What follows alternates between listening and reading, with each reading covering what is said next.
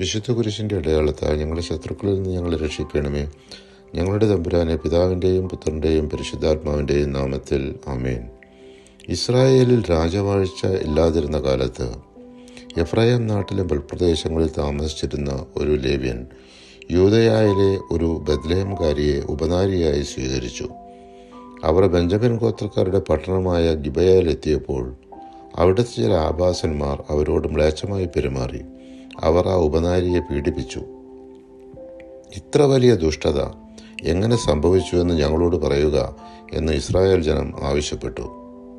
ജനം മുഴുവൻ ഏകമനസ്സായി എഴുന്നേറ്റ് നിന്ന് ശപഥം ചെയ്തു, ഞങ്ങളിൽ ഒരുവൻ പോലും കൂടാരത്തിലേക്കോ വീട്ടിലേക്കോ മടങ്ങിപ്പോവുകയില്ല. ഗിബയയോട് നമുക്ക് ഇങ്ങനെ ചെയ്യാം, നറുക്കിട്ട് നമുക്ക് അതിനെ ആക്രമിക്കാം. ന്യായാധിപന്മാർ 20-ാം അധ്യായം 8-9 തിരുവചനങ്ങൾ. ഗിബയയിലുള്ള ആ നീചന്മാരെ ഞങ്ങൾക്ക് വിട്ടുതരുവിൻ.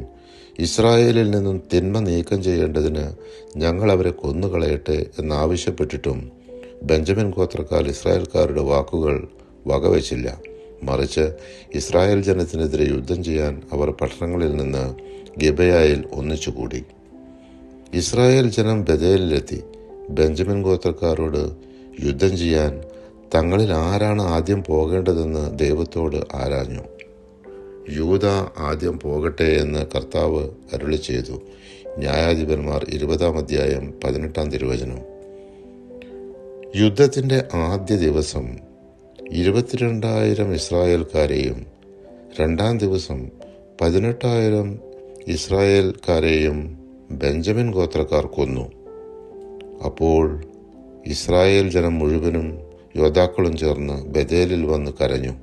അവർ ആ ദിവസം സായാഹ്നം വരെ കർത്താവിൻ്റെ മുമ്പിൽ ഉപവസിക്കുകയും ദഹനബലികളും സമാധാന ബലികളും അർപ്പിക്കുകയും ചെയ്തു. പരിശുദ്ധാത്മാവെ, തിരുവചനത്തിൻ്റെ അനന്തശക്തിയാൽ ആത്മാവിൻ്റെ ബലങ്ങളും ദാനങ്ങളും നൽകി തീഷ്ണതയാൽ ഞങ്ങളെ ജ്വലിപ്പിക്കണമേ. ആമേൻ.